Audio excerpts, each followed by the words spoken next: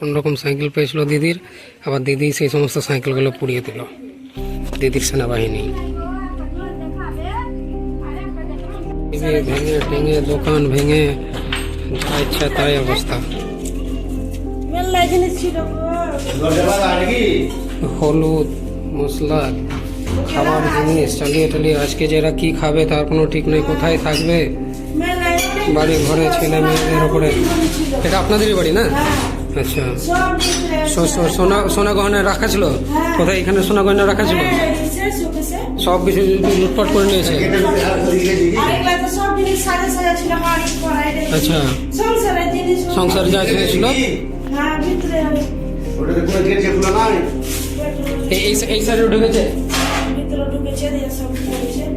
আচ্ছা, আর এখান থেকে আপনার সোনা সোনা গয়না যা ছিল সব কিছু নিয়ে লুটপাট করে নিয়েছে। এগুলো সব তো নতুন নতুন এইসব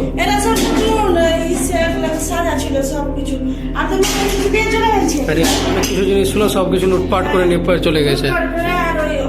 আর বাড়িতে যে সমস্ত পুরুষ ছিল তাদের অত্যন্তভাবে আক্রমণ করে তাদের মাথা টাথা ফাটিয়ে দিয়েছে।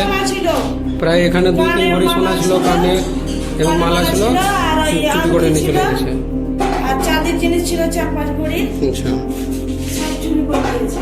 সোনা ছিল কি কি ছিল?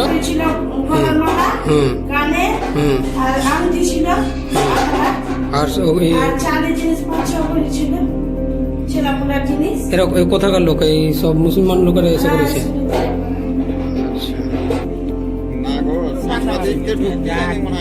এখানে যত যা কিছু সোনা গহনা ছিল কোনো রকম সমাজ করে ফেলেছে।